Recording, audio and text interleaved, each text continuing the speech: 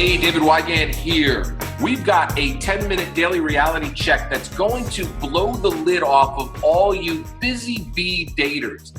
Busy Billie and Busy Betsy were trying to meet each other, but the problem is Busy Billie was so busy being with his friends like he was some frat boy. He had something going on 24/7. Busy Betsy talks nonstop about the relationship that she wants. She tells you about all the work she's done. She's listened to Abraham Hicks, and she's gone to Wayne Dyer's seminars when he was still on this planet, and she goes to Alison Armstrong and other people, and she's so ready to be the queen for her man. And she goes to yoga, and she sits on the mat and chants to yoga, ganda, goo goo gaga.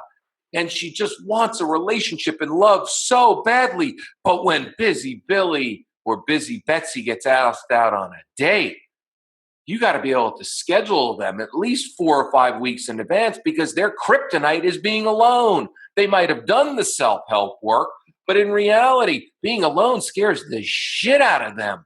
So they're busy being busy, doing things that I don't even know what they're doing. So today I've got Jonathan Astley, who's one of my good friends, and we're going to talk.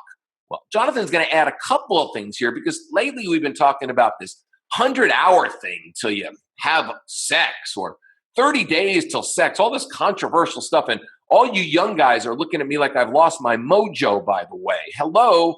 All right. They're like, one guy wrote, David, man, you're old, man. It's like if I wait to have sex, the girls will put me in the friend zone. And the answer to that is, when you're in your 20s, you know what? If you actually wait to have sex and you understand how to seduce her, she'll be going crazy for you that you're making her wait, that you're holding out for her and she's holding out for you. She'll lose her mind, forget about every other guy out there. She'll stop swiping on Tinder, stop stumbling on Bumble, and she'll literally be able to wait for you. Jonathan, take over. You crack me up. I love you, David. I love the way you can just riff off the cuff. So you're so right about this concept of busy, busy, busy, busy, whether it's man or women. But there's a reality to, the fact that, and you and I are in what we call midlife. And I say that's after baby making years and before retirement. And the reality is we have full lives. And yet, going back to what you said earlier, it takes about 30 days or 100 hours to truly develop a relationship. It takes time to develop a relationship, which is why people have this expectation of instant connection. If there isn't this instant connection or instant chemistry, who's going to invest time that it takes to get past, to actually develop what's known as know, like, and trust? You know the person, you like the person, and you trust the person, because the reality is we're meeting total strangers. And when someone's a stranger, how much time are we going to give someone we barely know? And we have this expectation that it's got to be instantaneous or we're not going to invest the time. Because the truth is people are busy. And I know I'm going off on another tangent here. The challenge is, because we're busy, we're not around eligible singles, people who are eligible and who are single and who are emotionally healthy to even go out on dates. And this is a dilemma for us dating coaches, to help people do it a better way. And if we're going to talk about anything, I want to talk about doing it a better way. Let me add something to that, which is really interesting. And it's funny, and you've said it too. Okay. A lot of people say it. It's the illusion of swiping. It's the illusion of online dating. And it's funny, a lot of people will say, well, at least this person wants a relationship, so they're online. The problem is that a lot of people don't follow through because they don't believe they can meet someone online. So the fact of the matter is, and you're 100% right, there's a myth that's going on called instant connection. And that's what I think it really is. It's not about Busy Betsy and Busy Billie, because Busy Betsy and Busy Billie are fear-based individuals that are afraid to go out there and meet quality people. So what they do is they put themselves on a Bumble or Tinder and they make a joke about it. And they go, does anyone meet on here? And they'll say things like, if we do meet on here, let's tell our friends that we met at Walmart, And Well, I disagree with you, because you know what? 50% of all, this is anecdotal, by the way, but Okay. 50% of all new relationships for people over 45 years old are happening through an online connection, whether it's Bumble, whether it's Match.com, whether it's Facebook. They're meeting through an online connection. So let's not discount, because that is where a majority of people over 45 are meeting, because, David, they don't have lives that put them in front of eligible singles. The 20-year-old who's going to college is surrounded by eligible singles. The 30-year-old that's working in that tech company is surrounded by eligible singles. But the minute you hit 40 or 45, the majority of people who are single looking for love are divorced. They've got to raise children. They're going to work. They're going to the gym. They're spending time with family and friends. So they're not in an environment of being around singles. And here's the thing, and you and I just differ on something, because you're the type of guy that will approach and walk up to a woman, no questions asked. But most guys are like me. I'm not going to walk up to someone I don't know, a total stranger, to start a conversation, because unless I'm not invited to, I'm not going to do it. And I don't want to be intrusive. So those random organic meetings are barely happening today. And I'm not saying that's right or wrong. I'm just saying that's the reality of it.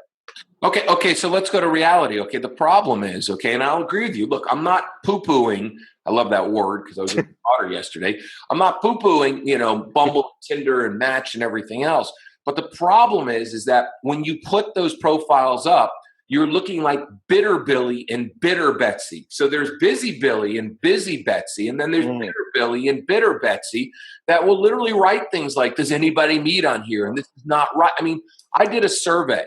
And I do my own survey. I was in New York, and I literally put myself up. I reactivated my Bumble for New York City to see what percentage of the people actually made an attempt that was legitimate and interesting, instead of just women going, "Hi."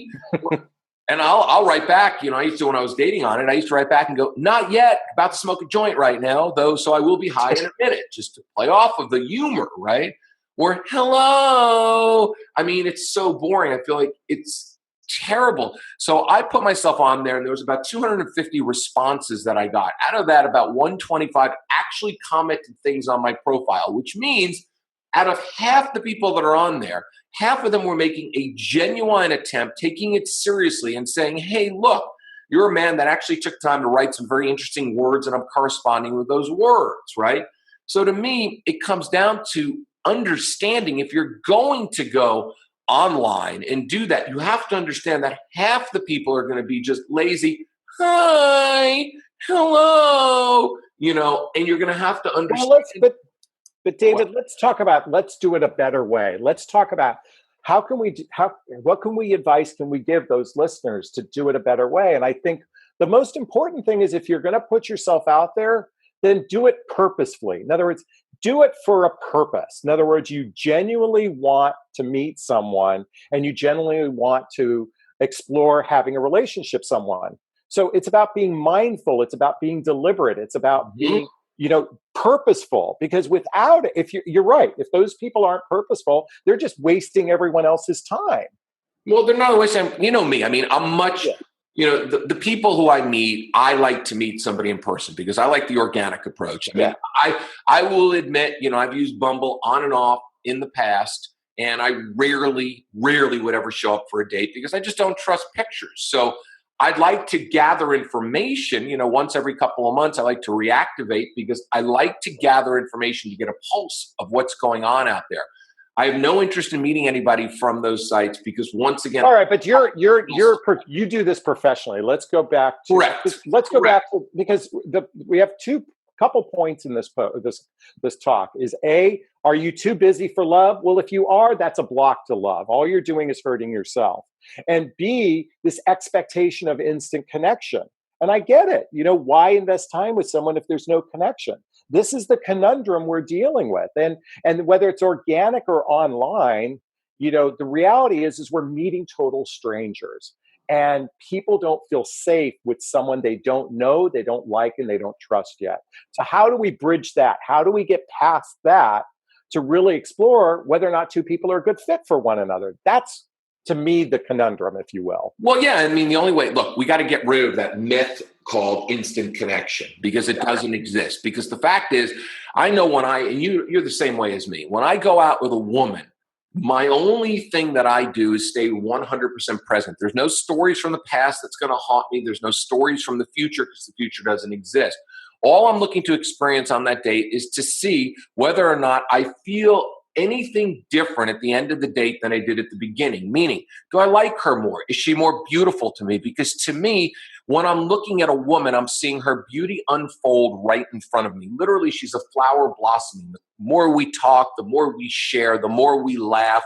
I want my time to go by. I also, when I go home that night, usually if I like a woman, she'll appear in my dreams. We'll continue the date, post-date, the post-date continuation. And then that morning when I wake up, I want to reach out and text someone. It's kind of the new version of the AT&T commercial. Reach out and text somebody. Yeah. And I want to continue that date, because to me, I want to continue a date. It's like an endless date to me, because we're exploring one another. And then maybe... By the way, but you're saying it's a two-way street, right? Absolutely. Always. Because if it's not a two-way street, you're going to lose interest with someone who isn't investing in you. So it's really about making that investment of time, because we just said earlier, it takes about 100 hours to really determine if two people are right for each other to step into relationship. So if you're not willing to invest the time, I'm